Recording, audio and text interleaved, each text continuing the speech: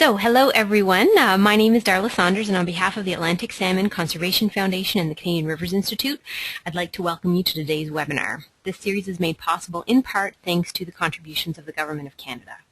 Today we are delighted to be hosting Amy Weston. Amy is the manager of the Nova Scotia Salmon Association, NSLC Adopt-A-Stream program. She has 20 years experience in aquatic habitat restoration and community stewardship. And as Michelle mentioned at the beginning of our webinar session, that she's coming to us today from the very edge of the storm in Lunenburg County in Nova Scotia. So for those of you who are new to the series, we're going to have the question and answer session at the very end of Amy's presentation, and you'll have the option to either type in your question or ask it directly to Amy using the GoTo system, and I'll talk a little bit more about how to do that at the end if you're new to the system. So I am now going to turn the webinar over to Amy.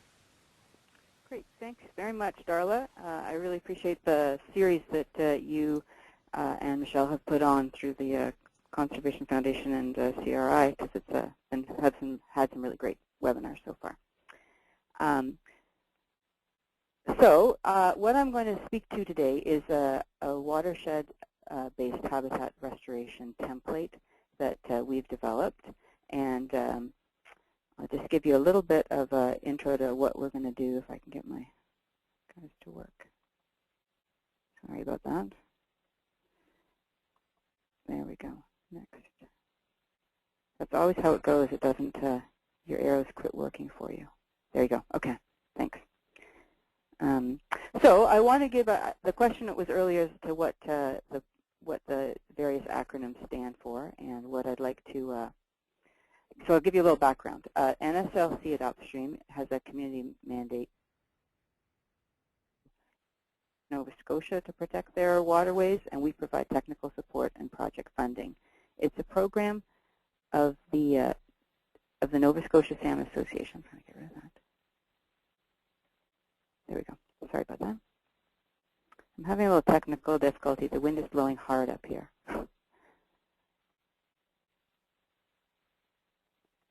Okay, great. The Nova Scotia Salmon Association is a not-for-profit conservation organization. It is a regional council of the Atlantic Salmon Federation and has affiliates across the province. So since we've been involved in the program, there are about 35 groups that participate. There's a lot of community engagement in the program, a lot of volunteer hours, and we also provide a lot of experience to people during the summer field season, and we try to broadcast things as widely as possible. The NSSA delivers this program on behalf of the organized recreational angling community, and we have support and encouragement and advice from Fisheries and Oceans Canada, Provincial Department of Fisheries, and our Provincial Department of Environment. Just to give you a sense of the kind of the scope of the work that we do in restoration, to date there's been 1.6 million square meters of habitat throughout 50 watersheds. We plant a lot of trees, and we also work hard to reestablish fish passage in our streams and rivers. The funding for our current funding from the program comes from the Nova Scotia Sportfish Habitat Fund, and what we do is put anglers' money to work.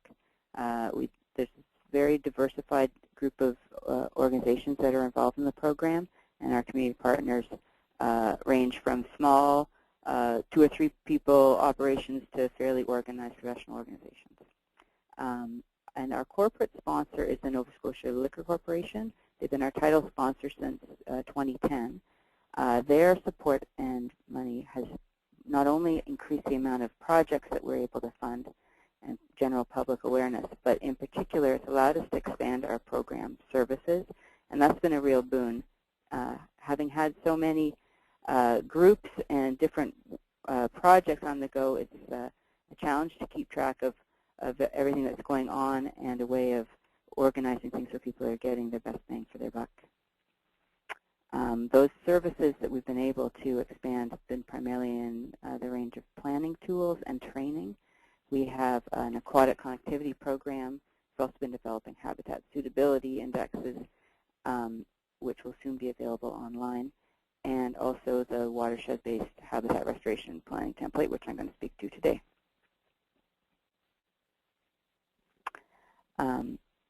The rationale for presenting this, for developing the template was as a way of storing information and data collected by the groups, also as a way of, as a repository for a lot of the work of information they collect over the years. As everyone can appreciate, community groups, all organizations have a certain amount of change of personnel, and keeping track of information collected over time is important if the group's going to continue to be successful. Our template is map-based and provides site-specific, with site-specific format. We're really trying to go for a certain level of detail. It's a very practical template, and the goal is so that it could be applied to either small watersheds, sub-watersheds within bigger systems, or even the main river of a watershed. They can also be kind of collected together to get the overall watershed view. We focus on pretty specific actions that can be done to restore habitat for fish and fish populations, and it incorporates kind of prescriptions for specific projects and also broader management issues. It's intended, of course, to be a living document that can be updated and modified as things change in the watershed. Our restoration template is in 4 parts. It includes general watershed introductory information, then labeled 1 to 10,000 topographical maps, a problems and prescriptions table, and a restoration plan summary. So what I'd like to do next is take you through the template, show you the kinds of some of the work the ways it's collected, and then run through a sample of one of the groups that have completed these.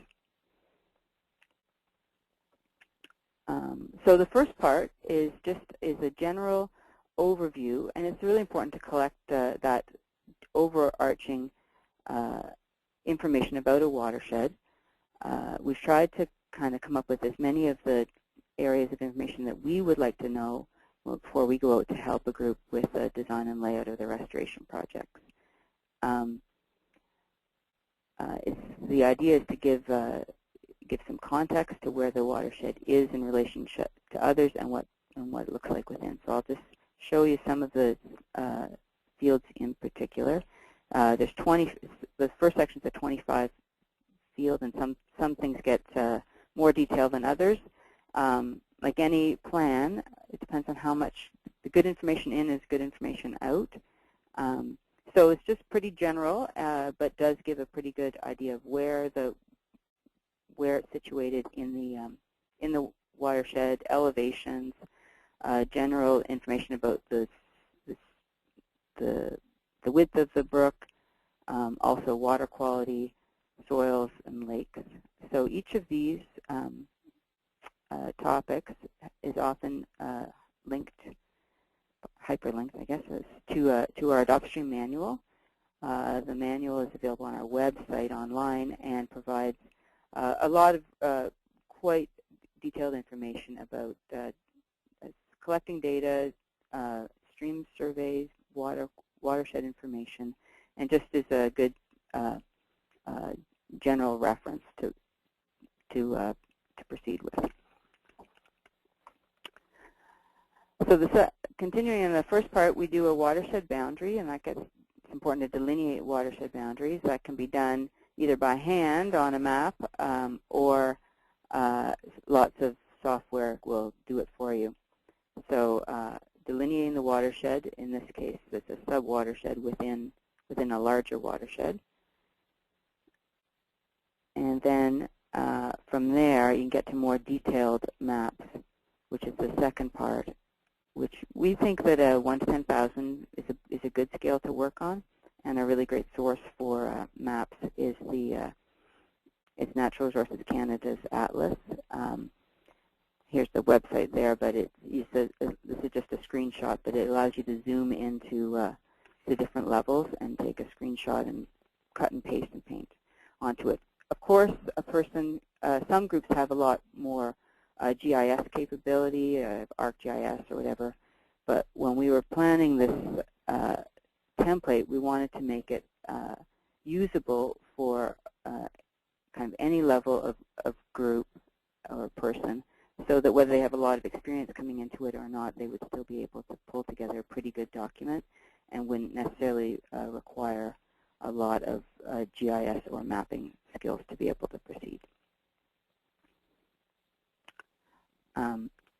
So the goal with the second part is to be able to, from an office or around a table on the map or on front of the screen, to be able to pinpoint so some of the key areas that are already known about the watershed, where the road crossings are, whether there's already known information like where, say, a sawmill was and whatever other kinds of features are in the watershed.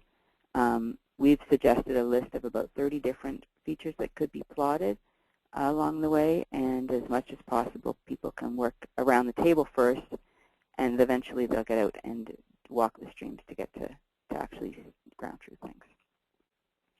The third part of our of the template is a problems and prescriptions table. The first section really is a key part. It describes clearly, as clearly as possible, the conditions of the brook as people see it. This is once people are out and walking.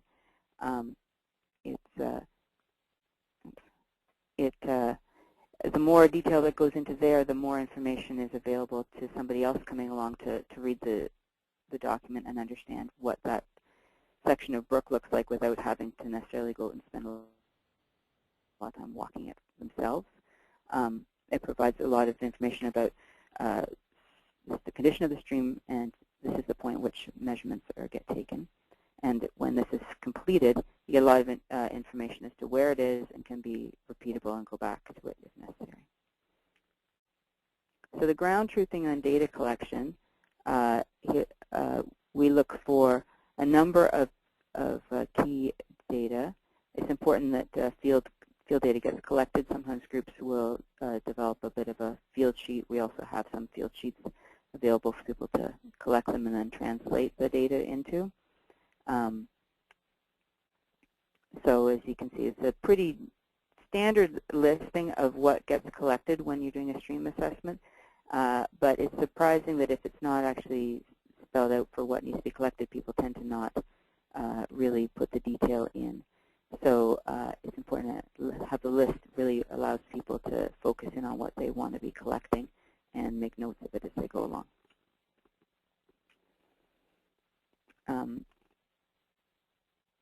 In particular, when we are talking to groups about what kind of data we want collected, the stream features are important. We do a lot of work in channels and in riparian areas, and in order to understand what kinds of restoration may be possible and beneficial, it's important to have that kind of detail. When all of the traveling through the brooks are done and the data is collected, there's, I'll just go back one more, so, sorry. So I just want to run over these sections across the top. The maps are broken into sections, and you can put a stream feature as to why you would have stopped there or what was the cause, whether it's a confluence or something more exciting like a big eroding bank or something like that. Often people are traveling with a GPS and so can collect the coordinates right away. There's site details, adjacent land use. Also, then there's a prescriptions for restoration, some sort of project ranking, and project status. Sometimes there's something to say about that, and sometimes there isn't. And as you go along, that will become more apparent.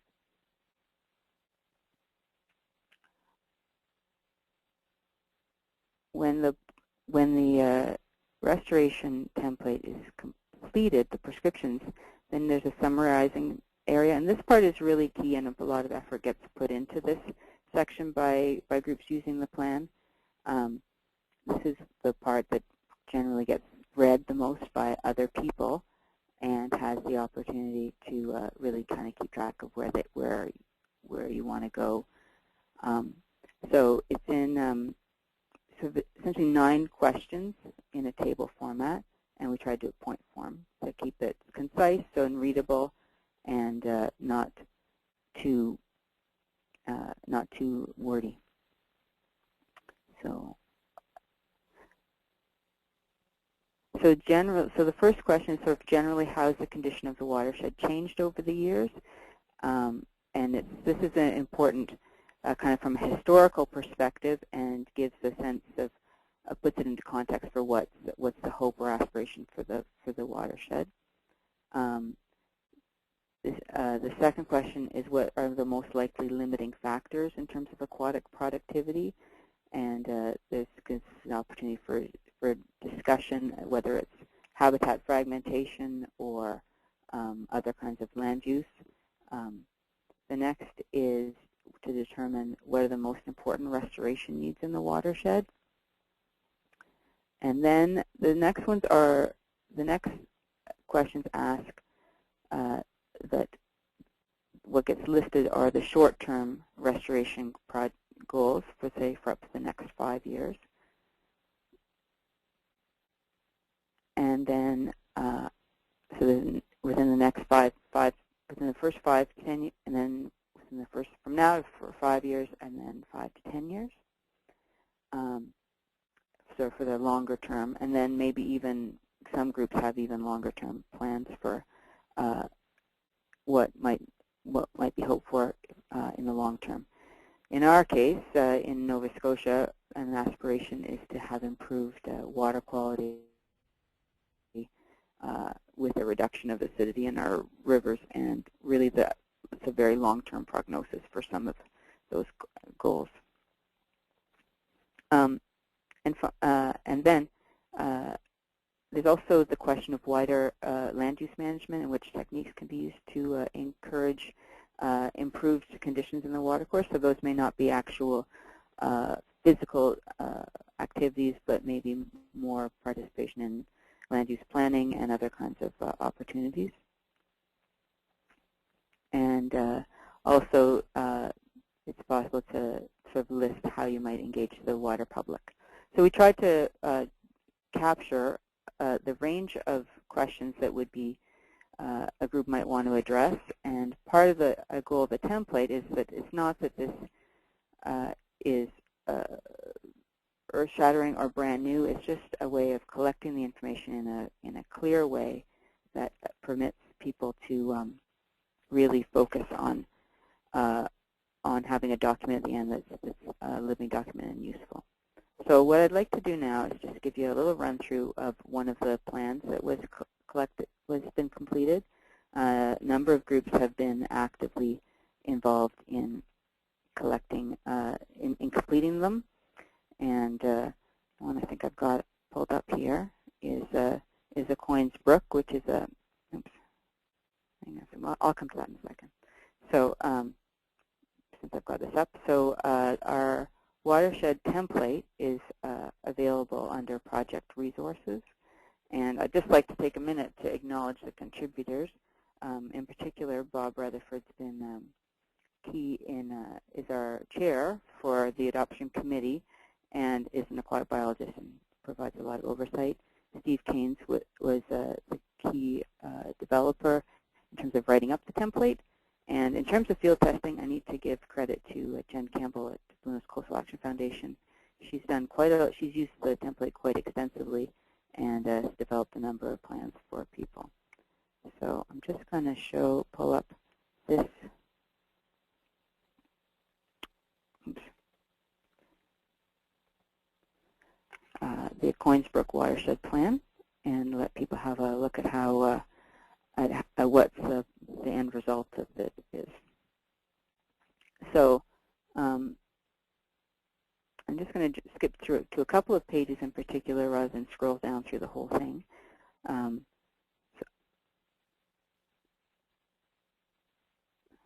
So here's an example of how they did the boundary map. This is the Coins Brook, which is a tributary to the Shedicamp River.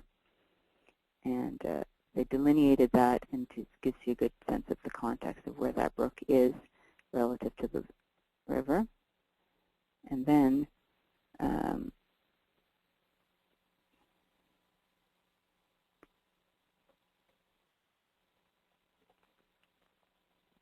here's an example of how the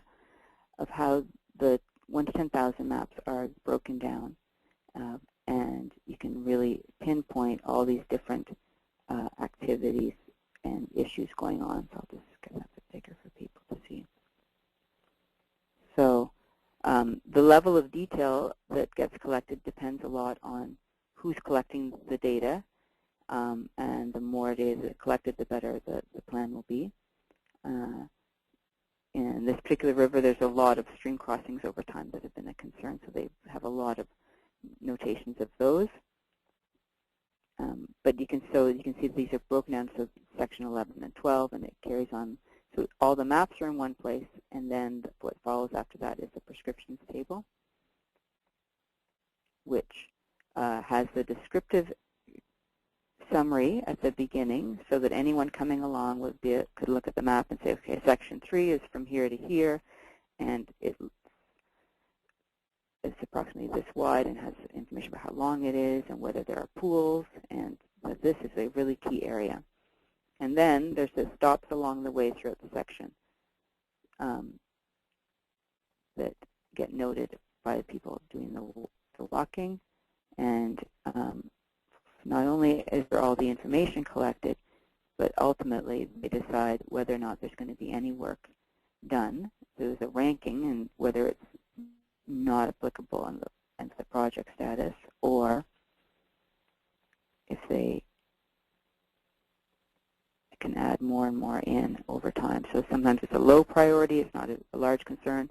They can rank it as a medium priority as a case for more work to be done right away, or a high priority if it's something that's going to happen sooner or needs to have a lot of attention focused on it. So it's a lot of detailed information that can then be applied. It provides a plan that people can use for funding future projects, and really demonstrates a good understanding to potential funders and other supporters of how organized the group is to be able to proceed. So their restoration summary is essentially a roadmap for the organization's future work. The jumpy computer, and really shows that the amount of thought that can go into having made the plans for the work.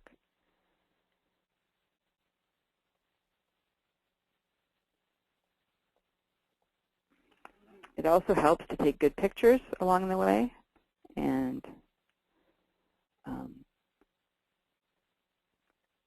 because, of course, as we know, sometimes a picture is worth 1,000 words.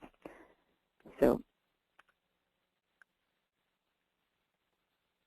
as I said, this is our template is available on our website, and it's under project resources. It's a downloadable, just a Word file that can be expanded and used as desired, and it's a great tool for people that just want to really collect their information and gather it up. So I'm going to wrap it there. Thanks for tuning in. I've taken some questions and go into some details. I think I kind of breezed through that a little bit quickly. So I'll just turn that over to you, Darla. Thanks, Amy. That was excellent, and I think I can say from experience that the template is a really useful tool. I've really seen how effective it is for the groups that use it in Nova Scotia, and I think it's a wonderful resource that's available to everybody online. Yeah. I should have mentioned that in addition to it having the template itself, there's also sort of introductory notes about how to go about using it, and I would encourage people to take it. It's not a high-tech tool. It can be as high-tech or as low-tech as anyone needs it to be. I think, though, that's really one of its benefits in that groups can really adapt it to their own uses. And as you said, it's a living document, so as more detail is acquired, it can be easily added to the plan. Yeah. So we will now open up a question period. So to ask a question, you have a couple of options. You can either raise your hand and speak to Amy directly. And so what you need to do there is just press on the little yellow icon that you should be seeing in your webinar control panel, which is your little gray box in your upper right-hand corner of your screen. If that box is minimized, just hit the orange arrow to enlarge it. The other option that you have is to just type your question in directly, and either Michelle or myself can read it out loud. So it looks like we've got a couple of questions here. Or maybe not.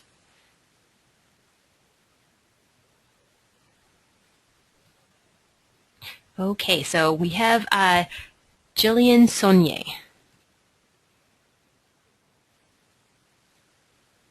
Jillian, your microphone is open now. I had no question, sorry. Oh, okay.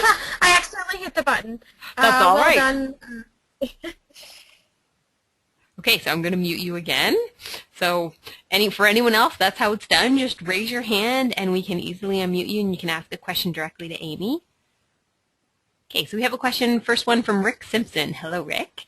The first question is, how are fish productivity objectives determined pre-project and post-project?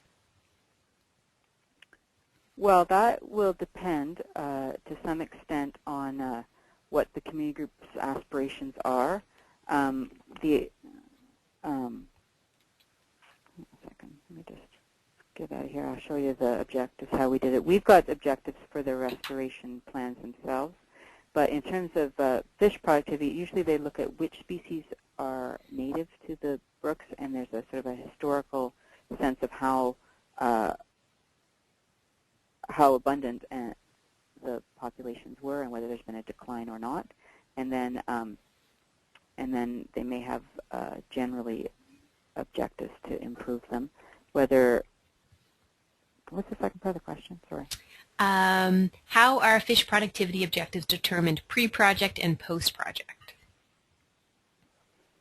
Well, I mean, objectives, I guess, is mostly people generally just want to have more fish and know that they're doing better.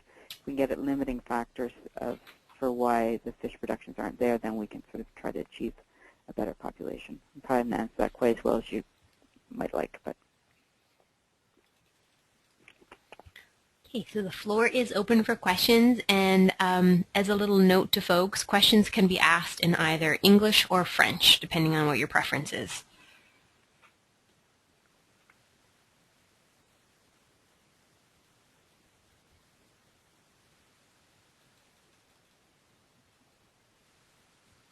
I have a quick question, Amy. Do you have an estimate right now of how many groups in Nova Scotia have adopted the template and started watershed plans?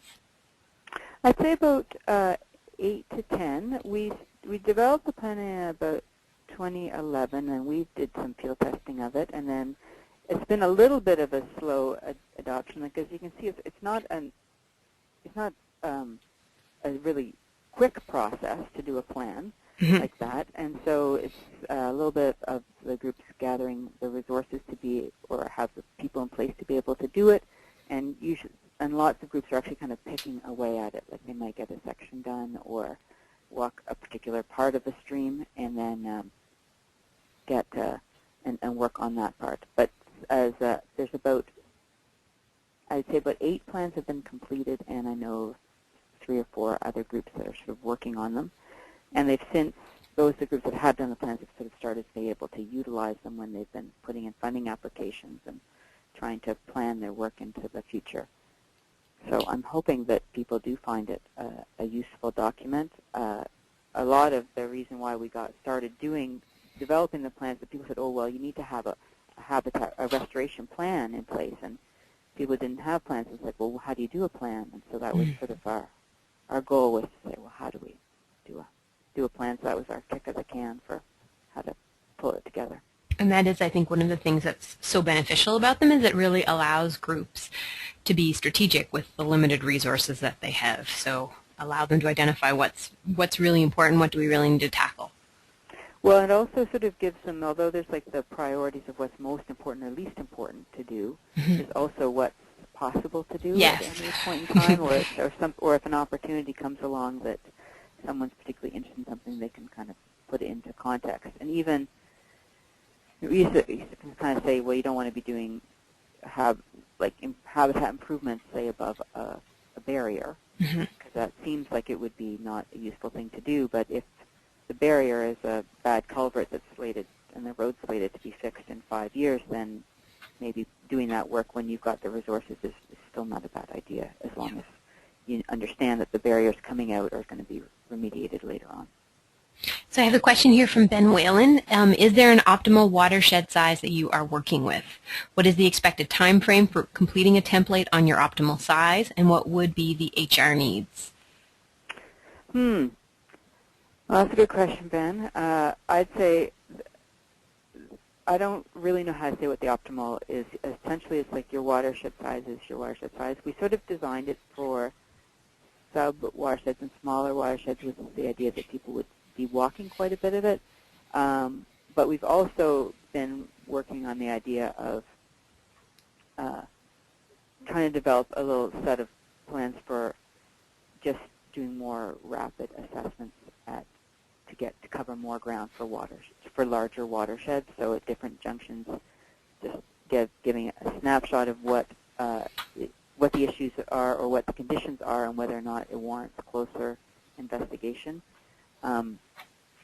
The HR needs, it's a little bit, what I've done before is with the volunteers is to try to break up a watershed and get people to do a preliminary walk through the brook and have a sense of what it is.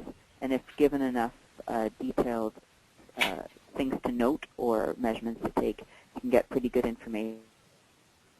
But it is challenging to get enough good information that's really useful. So that was part of the thinking of the template, to really focus people in on what they needed to look for and ask.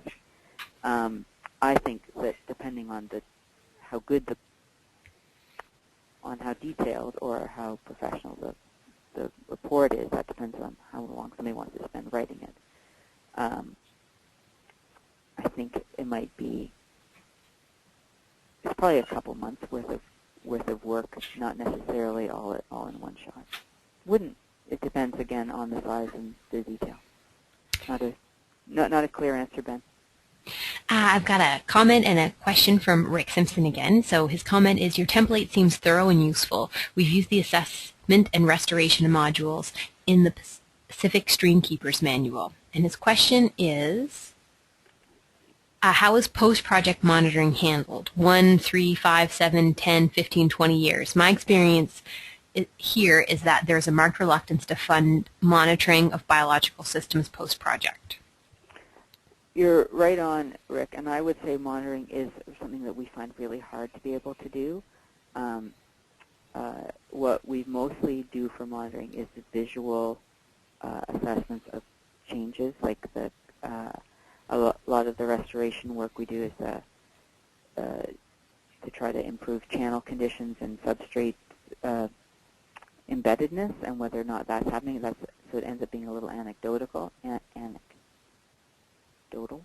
And so there's a reluctance to do the long-term monitoring. It is important and it's hard to get at. In terms of fish population monitoring, we don't do very much of that because you need such a big data set and consistent data collection. We have done a couple of longer-term research projects on the habitat restoration that have included population assessments to demonstrate whether or not we're getting increases in juvenile densities and also in the distribution of populations. And we're in about a third of the way through a 10-year study on the effects on brook trout. So it becomes a little bit of, if you build it, they will come because it happens somewhere else. So monitoring is a reluctance. It's hard to do, and it's also hard to keep people focused on something for that long too. Next question comes from Stephen Booth. Stephen asks, how are community-based planning templates integrated with existing government planning documents? I don't know if they are or not. Hopefully they are. I think increasingly DFO is looking for, was asking for people to have restoration plans, and if they're going to be involved in what was called habitat compensation or offsetting, if they'd be able to do that kind of work, they wanted to have a ready-made plan in place to be able to do the restoration. And I think that when the groups have put in the effort for the planning, then they're kind of ready to go with a project. The question is always how to have the resources to put the plan into place. And that's, we've tried to, with the template as kind of the first step, to provide the resources for, a first resource for how to do a watershed plan, and then try to help people along the way to use it. It's hard to get the dollars to put together for the human resources end of actually doing the document, as we realize.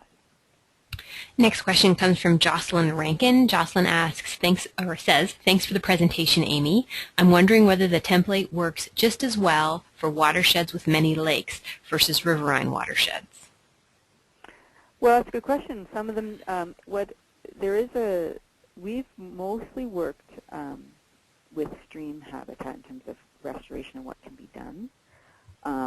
But understanding the lake system, if there is one in your watershed, is important. And so, so it does give you a sense of the continuity, the connectivity between lakes, and you could certainly do it, collect data around a lake. We haven't developed that sort of the protocol or the listing for what to collect around a lake as thoroughly, but there are other resources out there. So it can be. I think it could be modified to be applied to lakes too. Great. Thanks, Amy. Well, I think that's the last of our questions. And thank you very much for the presentation. That was a really great overview of a very useful tool. Yeah, and we really appreciate it. So a reminder to everyone who's on today's call that the next webinar in our series is going to be on April 23rd. Simon Mitchell of the Meduxnequig River Association and World Wildlife Fund is going to give a presentation on engaging communities in water stewardship, experiences from a transboundary watershed. So that should be a very interesting presentation. Registration and a listing of our webinars, although that one's the last one in this year's season, they're both available on our website, the Atlantic Salmon Conservation Foundation website, but also the Canadian Rivers Institute website. So you can check them out there and register for the next one. So that's everything for today. A huge thank you to Amy for coming through even despite the storm. We really appreciate it, and we hope you'll all join us again very soon. Great. Thanks a lot, Darla. Thank you. And Michelle.